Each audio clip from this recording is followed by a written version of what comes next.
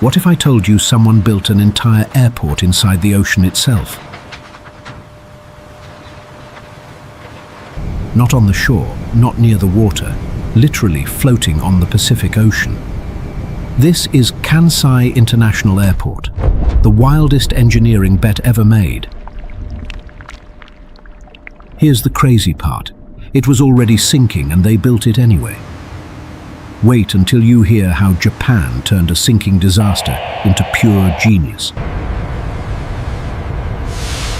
By the 1960s, Osaka was Japan's industrial heart, bursting at every seam. Itami Airport sat surrounded by millions of homes. Noise complaints were catastrophic. Communities sued, politicians panicked, and flights got banned after 11 p.m. nightly. Then someone said the most insane thing: let's just build it in the ocean instead. Engineer Yoshio Yoshida and architect Renzo Piano took on the impossible challenge. Now you might be thinking, the ocean floor there is basically wet clay and mud. The site was 5 kilometers offshore in 18 meters of water, incredibly soft seabed. In 1987, after years of debate, Japan said enough. They officially broke ground. This is where it gets interesting. 10,000 workers would attack the sea itself. I'm literally standing where the airport runway will be. There's nothing here yet. Phase 1. Build a seawall to protect the future island from typhoon force waves. Engineers designed giant concrete caissons, hollow boxes that would form the outer wall. Each caisson weighed 80 tons, and they needed over 1,000 of these sections total. Getting them perfectly aligned on that soft, muddy seabed was an absolute nightmare mission. Section by section, the seawall grew, a concrete necklace around an empty ocean space. Every joint had to be sealed perfectly. One crack, and the whole island could flood. After 2 years, the seawall was done. They had created a bathtub in the Pacific Ocean. Now comes the truly insane part. They had to fill this bathtub with solid ground. 3 entire mountains in Japan were partially demolished to source the fill material needed. Some people will ask in the comments, where did all that material actually come from? Mountains near Kobe, Wakayama, and Hyogo. Entire hillsides sacrificed for the island. At peak, one barge was unloading material into the bay every single 15 minutes. Layer by layer, the island grew. Rock, then gravel, then sand, then compacted clay fill. They needed the surface perfectly level. 1 centimeter off, and runways would be useless. Then the nightmare hit. The island was sinking far faster than anyone had predicted. The sheer weight of the landfill was squeezing water out of the deep clay layers beneath. Engineers predicted 8 meters of settling. The island was already past that, with more coming. Here's the crazy part. The settlement was still happening and wouldn't stop for decades. The island would ultimately sink over 11 meters, twice the original worst-case prediction. Renzo Piano now faced designing a building that would continuously change its own elevation. The genius solution? Build every single column with adjustable hydraulic jacking capability. Workers could literally jack up individual columns to keep the floor perfectly flat always. Different parts of the island settled at different rates. The building just kept adjusting. They piled on extra fill, essentially overfilling the island to account for future sinking. Wait until you hear this. This approach would become the global standard for soft ground projects. Crisis managed, not by stopping the sinking, but by designing the whole airport to sink gracefully. With the sinking problem solved, construction of the actual airport surface could begin. The surface had to be compacted to aircraft-grade density, every inch tested and verified. A city-sized drainage network went in first. Typhoon rain can flood an island in hours. One runway, 3,500 meters long, had to be laser straight on a surface that was still moving. Every runway layer, subbase, base course, asphalt binder and surface, laid in strict sequence. Paving a runway on an artificial island in the ocean, something never done before in history. I'm kneeling on a runway that's floating above ocean clay. This is genuinely incredible engineering. Now here is the next massive challenge. How do you actually get to the island airport? The answer, Skygate Bridge. 3,750 meters of road and rail stacked on top of each other. Over 200 concrete bridge piles had to be driven into that same soft bay seabed. Each bridge column is a marine construction masterpiece, built to resist tidal forces daily. Bridge deck sections were prefabricated on shore, then floated out on barges for installation.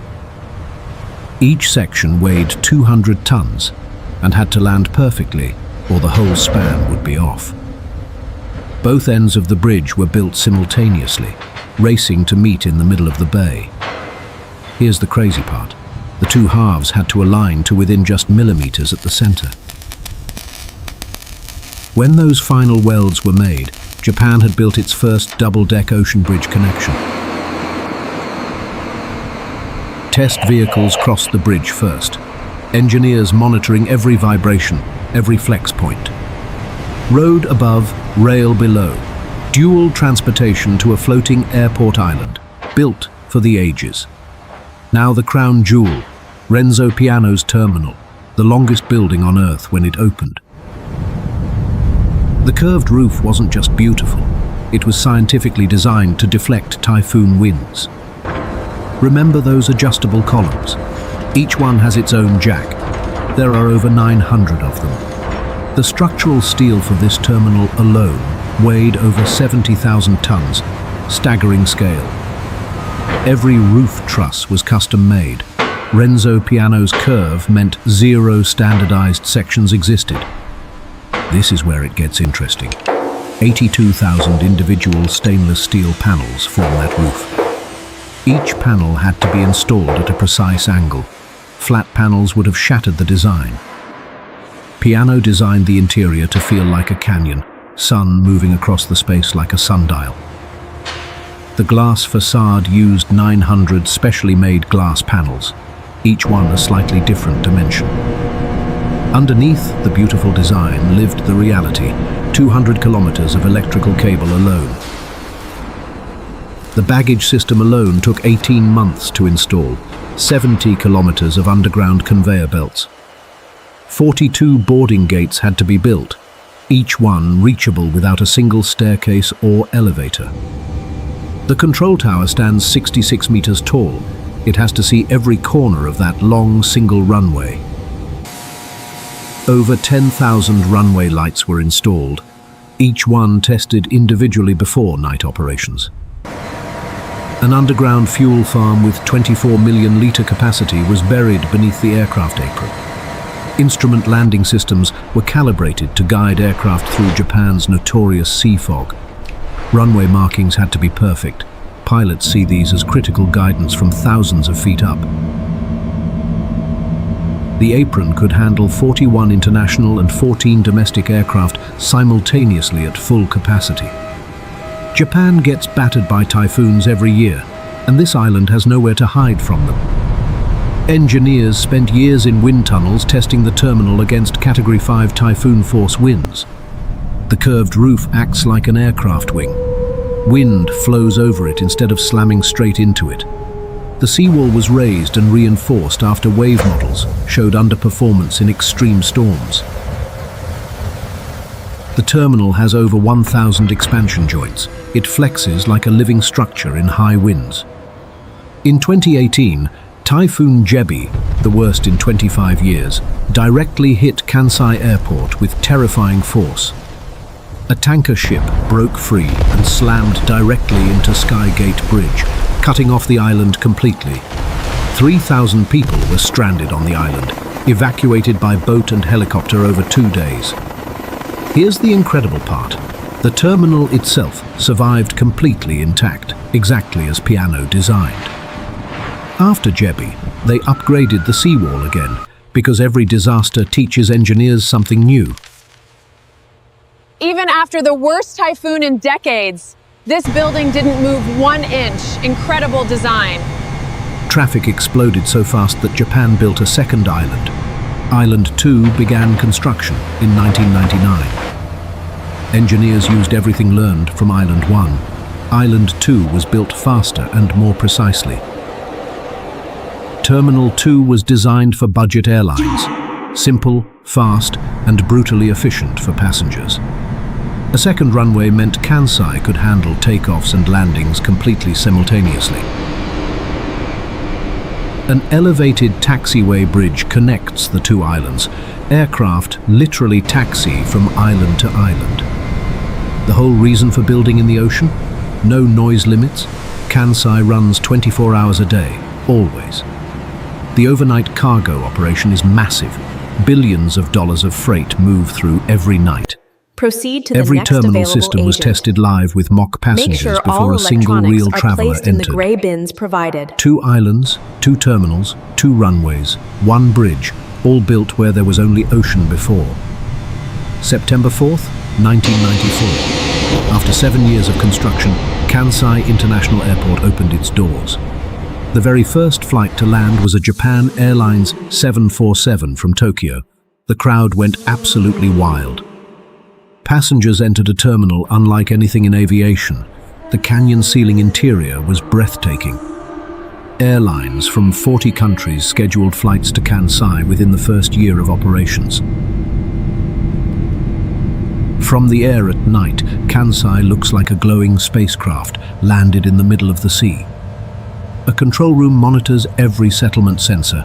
The island's health is checked every single hour. Every few months, workers jack up columns that have settled.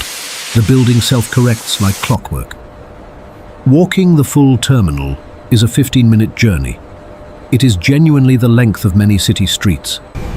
From empty ocean to the world's most complex airport, completed in just 7 revolutionary years. Nature gives us limits, engineering gives us runways. Hit subscribe, we're just getting started.